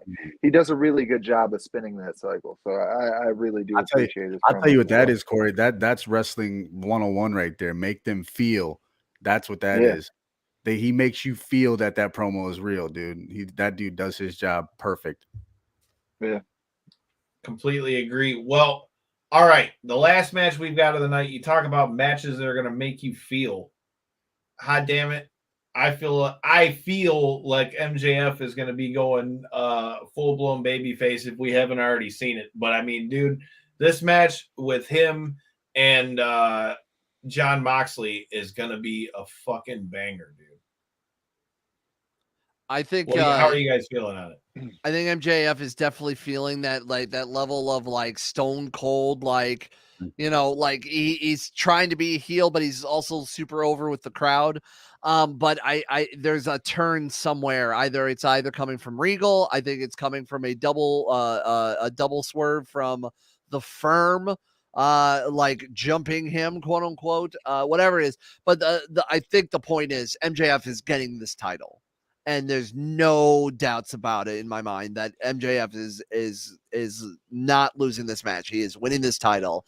I think Moxley is an MVP and probably the wrestler of the year of all of pro wrestling, to be frank, of 2022, especially with everything he's done, but especially in AEW and all the shit that has gone down. But I think it's time. It's time for MJF to win this title. I think it's time for one of their so-called, and personally, I'm not a big fan of them using the pillars metaphor, but I think it's time for MJF to be this guy going into 23. I think it's a tremendous time. It would be a foolish move that he wouldn't win this title. Yeah. Yeah, I talk about it all the time when I'm making my picks on the wrestling, and it's so much about the wrestling world is about momentum. And being that he came back from that long time off or delay or contract dispute or however you want to word what went on when he was taking his extended delay. Yeah. But now that he's came back, His hiatus. yeah, his hiatus, I guess we'll refer to it as that. But now that he's came back, he's definitely garnered that fan attention that he had when he left, but if not even bigger because of the fact that he was taking that time off. People realized that he added such a layer to AEW that really was a reason why I feel like a lot of people were interested in tuning in on a weekly basis and stuff. So that being said, I agree with your point completely. Like I say, it's usually momentum that makes my decisions on the wrestling side, and I feel like it would not be smart to take Moxley, who's a proven talent, has shown himself to win the title multiple times, and is somebody who, win, lose, or draw, we know he's still going to be up in that echelon of the higher class wrestlers in the AEW. We've seen him already get the belt up a couple times. We've seen him win it back. We've seen that whole story. It'll be cool to see it again, but we haven't seen MJF claim the title, especially in his first title bout. So it'll be interesting. I feel like it'd be dumb to do it the other way around. I don't know, man. I'm kind of in the same boat. It's kind of hard to think that MJF's going to lose, but that being said, is there some type of screw in? That's what I was going to say. Some type of screw at hand, that was what I was going to say, though. I feel like lose, but then he doesn't necessarily win, so then he has something to bitch about. Well, I feel like the firm getting involved. I feel like the firm getting involved and fucking it up for him is very possibly what can happen too. Because I mean, like you just said, Corey, I mean, Moxley has had the longest runs with the title. And I mean, really, you want to talk about the face of AEW. I mean, Moxley carried them through a lot of shit. So especially I mean, the modern era, for sure. Yeah. I mean, look, dude, he's gonna be at the top either way it goes. But I personally am gonna go against the grain. I think Mox keeps the title, but I feel like that's because the firm is gonna fuck MJF over. But I don't think that it's gonna be long before we see MJF get the strap. But personally, I think that's where we're going to go. Corey, before we get out of here, in short form, what do we got in the world of fights before I get started? Rest in peace, Anthony Rumble Johnson. It's a fucking shame that this dude died from Hodgkin's lymphoma at 38, dude. And then that's coming off the heels of Elias Theodoro dying from cancer as well. I mean, son of a bitch, cancer. Shut the fuck up and go home. You're drunk. Yeah. What do you got for the MMA side of things or combat sports as a whole? Because we've got past guests of the show, Joey Beltran throwing down on Friday against Houston Alexander. And then on Saturday, Toby Misak's getting down in the BYB triangle ring. I still say that'd be a mind fuck to fight in. But it's going to be it's gotta be. Well, not in a triangle. In the return, in the long-awaited return of the mini corner. It's going to be a mini corner this time. But that being said, diving it right into it, rest in peace, Anthony Rumble Johnson. For some reason, that one hit me kind of hard. Sometimes you know how like celebrity deaths, like they just kind of not even necessarily to call him a celebrity. I don't know, a fighter. He's celebrity to me because the placement and stuff. But either way, rest in peace, Rumble. That one kind of affected me, and I was very remiss when we forgot to get to it on Tuesday. That definitely sucked. But that being said, to transfer into some lighter news, what the fuck is PFL thinking, boys? They moved their $1 million night, their $7 million night, or whatever they call it, where they do all their championships. There's been rumbles that it's going to be a pay-per-view event. Then the CEO came out on Ariel Helwani's show roughly about 4 months ago or something and said, it's going to be a pay-per-view event for sure, and we're looking at a price point of around $20. This week, news comes out that the price point is now officially set by ESPN at $50. Oof. Oh, fuck. As a MMA organization that was already sometimes struggling to get viewers, and they had the hardcores, at least like myself, that would tune in Well, we hardcore even had to all their events. we've got an interview coming to you guys that you don't know about. We have one of the fighters on that card at MSG going to be coming to you from Thailand. Catherine Karagnis. I know I probably said it wrong. I'm sorry. I had to ask you during the interview how the fuck you said it. Coming from Philly by way of Thailand, man. I mean, damn. I mean, in a way, I hope it makes them more money, but like you said, with PFL having a hard time to get viewers and things like that, man, it was already $20 was one thing, but yeah, that's what I was content as hell to spend $30. I was like, $20 to $30. You guys got my money. I've been watching all season. Gladly take my money. I've paid money for worse UFC pay-per-views. That being said, yeah, I don't know if I'm gonna be a purchasing man come the event, because that's a lot of money, man. That's a lot of money to part ways with right around holidays. Come on, boys. What are you guys thinking?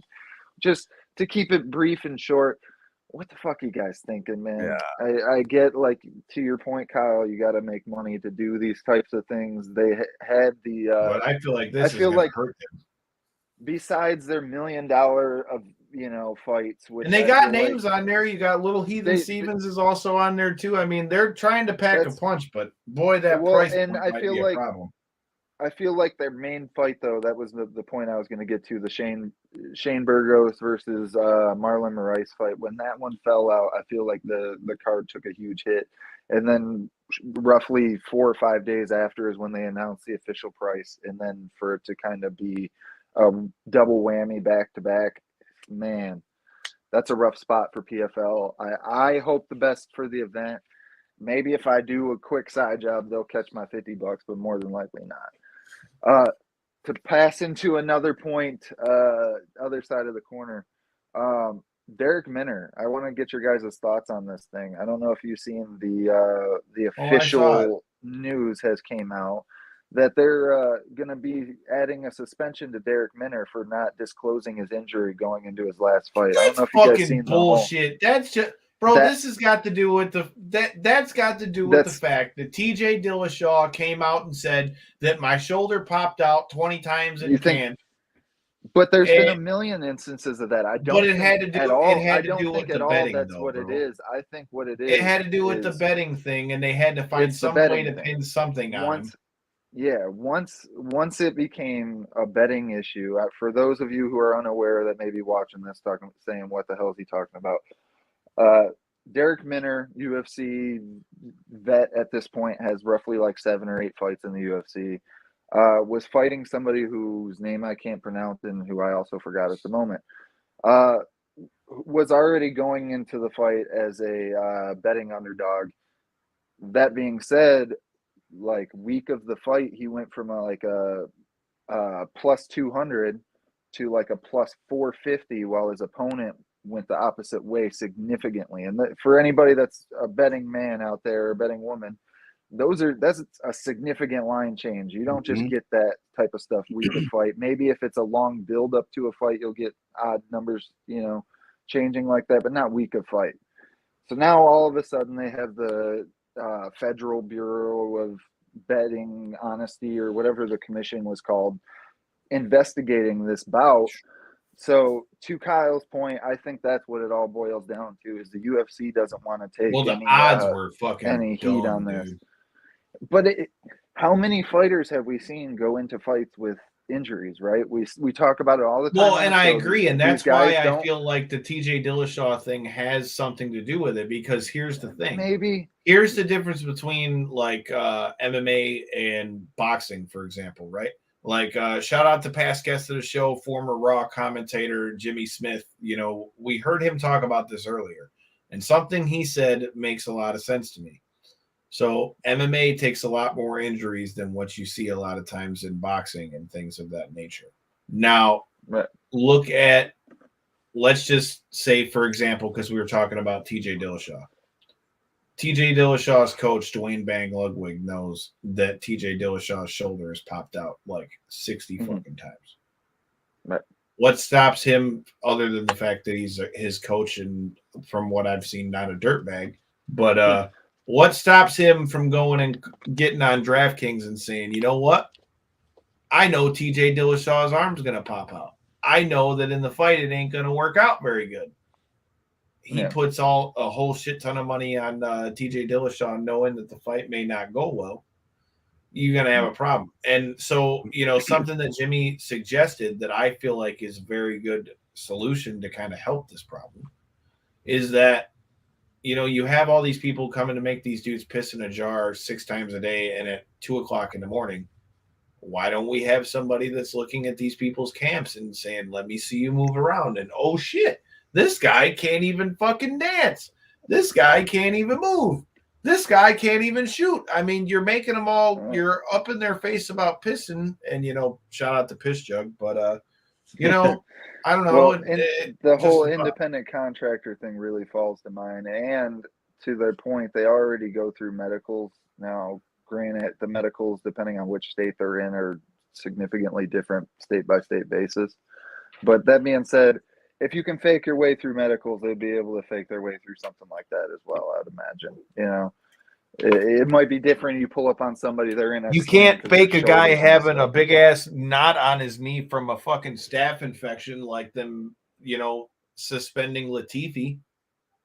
Yeah, but that yet again, I've seen people fight with staph infections. I agree, which is why this is bullshit. Which is why this is bullshit. Well, that's where my whole point was. That's why I wanted to get your guys' short thoughts on it, is because I feel like for them to pass the buck off to the athlete who is now on a 2-fight skid, if I'm not mistaken, and very well might be cut from the UFC because of the way they roll, especially given that this fight was under some scrutiny. It's just, come on, man. Take some accountability. Say that, hey, we've had a ton of athletes compete all the time with injuries that are undisclosed. We can't be just passing out injuries because somebody's knee gave out in the first round. That's not the way this game works. On to the next point. This weekend's card in quick, brief fashion. I got Derek Minner on the mind. Derek Lewis versus Sergey Spivak is a very interesting heavyweight matchup. I'm glad to see Spivak move his way into the main event sphere, or at least like co-main sphere, that like upper echelon of the card. I feel like when you're on like a 4 or 5 fight win streak and then suffer the couple high end losses like the Tom Aspinall and stuff like that, he still earned his way into this spot. I feel like he's probably more deserving than a Derek Lewis at this current state of the game. I feel like Derek Lewis is more in this for the popularity. He's in that spot because of the popularity. But excited for the fight. I think it's going to end up being Spivak with the takedown and the mauling that we've seen him kind of bear through a lot of these guys in the heavyweight division. I'm worried about this matchup for Derek Lewis, but we've seen him deal with, I feel like, stronger wrestlers than Curtis Blades before get the knockout. So this will be an interesting main event for sure. I'm definitely excited about that one. Any thoughts on that one real quick, boys? I mean, I don't know, man. Derek Lewis is kind of hit or miss at this point. If Spivak wrestles him like that, his balls are definitely going to be hot. That being said, I hope Derek Lewis gets a knockout in this one, but not super excited about the UFC card. I honestly am more looking forward to seeing what happens on this BKFC card, and I want to see the BYB card. And like we've talked about, Full Gear is where most of my attention is come Saturday night, to be 100% honest with you. I appreciate that, honestly. I feel like Full Gear is going to be the best product for my money come this weekend. I mean, I just feel like with what we're getting and everything involved, I feel like Full Gear is going to be a banger. I feel like BKFC is going to set us off on a kick, and I'm definitely going to watch the UFC as well. I mean, I feel like this is going to be one of those that's going to be fun to watch, and the fights probably will, exceed expectation, because usually a lot of these cards that, aren't really good on paper, they end up being better as we get to them. But I mean, fuck, dude. Either way it goes, There's a lot of shit going down. Yeah, for me, I feel the same way. I'm definitely I'm excited, but it's in the ruts, as they like to say, for this card. I'm definitely excited for a lot of the fighters, not necessarily the matchups, because I'm a fan of a lot of these guys individually and stuff. Ricky Trejos, however you say his last name properly, the winner of the last tough season. Yeah, I always pronounce his last name wrong. Them Spanish last names fuck me up. But that being said, there's quite a few individual fighters that I'm excited to see how they perform come Saturday, and agree with your point. Another question I wanted to pose before I close out this corner here. Hey, did you guys even know that Bellator was going on this weekend? No. I did, only because it was Pitbull, but again, I mean, we've talked about this before. Like, I've told Bellator, we are more than happy to work with them, but I don't understand why they don't promote themselves better. But hell. I have to. It's a running theme now where I almost have to ask you guys like that, right? Like, I have to ask you, did you even know? Because, like, honestly, they're yeah, you're the only reminder I have. Yeah, and every you've got time, a champion right? in the main event, but fucking yeah, there's 2 championship bouts. There's the Pitbull fight, and then there's the Corey Anderson versus Vadim Nemkov fight as the true main event. That's a hell of a card, and the fact that nobody knows about it is what's sad. Yeah, I mean, when you look at their social medias, I think the top post I was seeing, because I was looking earlier to see what time they started and stuff, it was like 112 likes or some shit, and you got 2 world title bouts at the top end of it. So I love Bellator, I love the fights, but man, boys, come on, step up that social media game, and that's it for me this week, boys. Well, dude, I feel like we've flapped our fucking gums enough. Peapod, I appreciate you for jumping in with us, brother man. It was a good time. Ruthless Pro Wrestling, November 26th. You know, I'm always talking about kicking people in the dick. Schwartzy confirmed it. He's going to break somebody's dick off. Yeah, it's going to be crazy. I will not be kicking dicks off. That's not in my contract. But yes, as you said, Ruthless Pro Wrestling, our final event of 2022, and a hell of a 2022. It's Deathrite, 2640 Blazer Road in Maybe, Michigan. RuthlessPro.com. $20 general admission. Front row is sold out. 8 great matches, live death matches. If it's your first time seeing RPW, or is your first time in independent wrestling at all, please go out and support us. It's a great time, great food, great wrestling, great, good people, great times. And, just a cheap plug. And also, like I said, get my shit in. When we're not doing this, Chris and I are part of a horror podcast. We call it Real Vile. You can go check it out. So if you are a fan, and Real as in REEL, so like the movie Real Vile. I help produce that. I know I'm not a big horror fan myself, but Chris is, so he's a great knowledge. So go check that out. I also do a little podcasting on my side. I do a podcast with a couple of friends of ours called Too Old for This Shit. We kind of discuss living in this day and age and everything. And of course, like I said, RuthlessPro.com, RPW. I'm very excited, especially you guys. We appreciate you guys all sponsoring a great match for us. We're glad to we're honored to be a part of all of this in this wacky world of pro wrestling, and watch our stuff at IWTV. Hell yeah, hopefully you'll check it out. IWTV. You already heard it. You heard the man. Ruthless Pro Wrestling, November 26th. Shout out to our sponsors, Michigan's Finest. Use the code KO3MF. Get you some shit, and you're going to be ready for Ruthless Pro on the 26th. Just ask D-Mac. Until next what time, about in that the money? between time. I don't think you told them about that money, Kyle. I mean, that money's always good. But, if you want your money to be good, check out those links in the description. Check out the homies at G3 Payroll. Make sure you go see the $1 Million Man, Ted DiBiase, or his good friend IRS might be seeing you. But if you check out our sponsors, G3 Payroll and Tax, IRS will stay away. Maybe he won't send his son Bray. It'll be a good day. Until next Tuesday, make sure you hit that motherfucking subscribe button with all the days. Peace.